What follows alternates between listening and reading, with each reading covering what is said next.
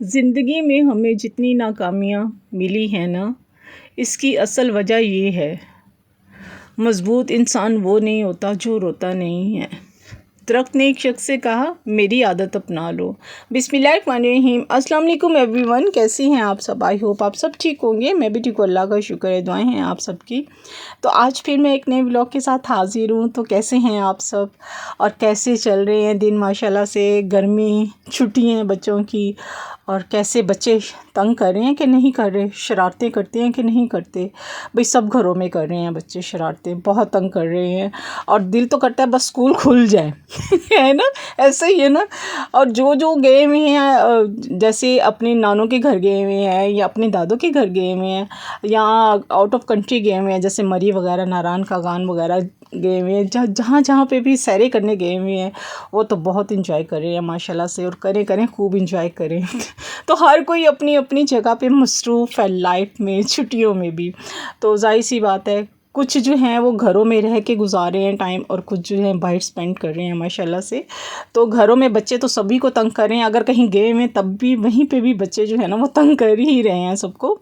बच्चों को छुट्टियों का काम मिला हुआ है, वो तो बस बच्चों ने करना ही नहीं है, वो करना है महीने के एंड में, जब छुट्टियां ख़त्म होने वाली होंगी ना बच्चे, तब जो है ना वो उसके नज़दीक नज़दीक जाके ना होमवर्क ख़त्म करने की कोशिश करेंगे ऐसे क्योंकि अभी तो वो इंजॉय कर रहे हैं ना। अच्छा, छुट्टियों में जो होता है ना, समर वेकेशंस में जो होता है, वो वाकई ही हम भी ऐसे होते थे। हम भी जो होते थे ना, जब छुट्टियाँ ख़त्म होने वाली होती थी ना, उनके आखिरी छुट्टियों के आखिरी दिनों में हम लोग अपना होमवर्क कंप्लीट करते थे। कुछ होमवर्क जो होता था ना वो हम लोग पहले कर लेते थे। अम्मी अब्बू कहते थे अगर गांव जाना है ना तो जल्दी से अपना होमवर्क ख़त्म कर लो।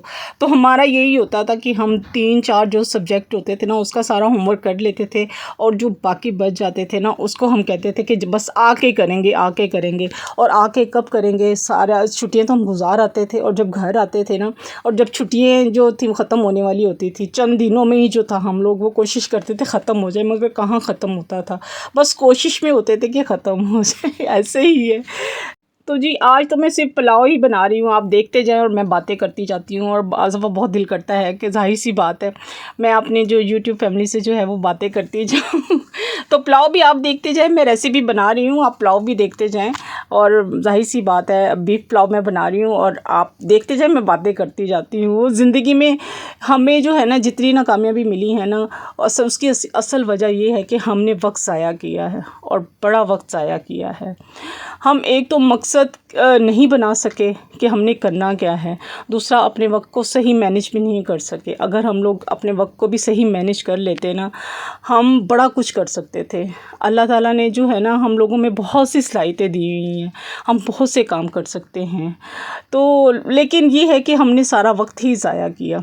कहते हैं ना कि मज़बूत इंसान वो नहीं होता जो रोता नहीं है, बल्कि मज़बूत इंसान वो होता है जिसकी आंखों से आंसू निकले और वो उन आंसुओं को पोंछकर एक बार फिर दुनिया का मुकाबला करने को तैयार हो जाए। तो यूँ हमें जो है ना वक्त को जो है ना वो अपने हाथ में रखना चाहिए, और हमें वक्त की कदर करनी चाहिए। एक एक सेकंड हमारे लिए बहुत अहम है ज़िंदगी में, और ज़िंदगी छोटी सी है, अगर हम उसको सही तरीके से ज़िंदगी को, वक्त को सही जगह पे इस्तेमाल करेंगे ना, तो हमारे जो है ना वो कामयाबियाँ जो है ना वो हमारे कदम चूमेंगी। अच्छा, दरख्त ने एक शख्स से कहा, मेरी आदत अपना लो। ज़िंदगी में अगर कामयाब रहोगे, अगर जब कोई तुम्हें पत्थर मारता है ना तो मैं उसको बदले में फल देता हूँ। इसी तरह अगर कोई इंसान आपको जो है तंग करता है या परेशानियां हैं आपकी ज़िंदगी में ज़ाहिर सी बात है, हालात ऐसे हैं ज़िंदगी के, आजकल लाइफस्टाइल ऐसा हो गया है कि हर कोई परेशान है, हर कोई जो है मजबूर है अपने हालात से, अपने लाइफस्टाइल से, बेरोज़गारी से। ज़िंदगी में बहुत सी जो है परेशानियां हैं। बस ये है कि परेशानियों को हम जो है ना अगर अपनी जगह पे रखें ना और वक्त का सही इस्तेमाल करें और आगे चलते जाएं, तो हमारे साथ कामयाबियां जो है ना हमारे भी कदम चूमेंगी। तो जी बातें करते करते जो है वो देखें जी, आपने रेसिपी नोट की है नहीं की है? चलिए मैं बता देती हूँ। मैंने प्याज काटा, प्याज को मैंने फ्राई किया हल्का सा, उसमें लहसुन अदरक डाला, उसमें मसाले डाले मैंने जो थे, खड़े मसाले भी डाले थे, नमक मिर्च हल्दी हल्की सी डाली थी, गरम मसाला डाला था। ये पता नहीं क्यों ब्लर सा हो गया था इस वक्त मेरा, चलिए आपको थोड़ा सा नज़र आ ही रहा होगा।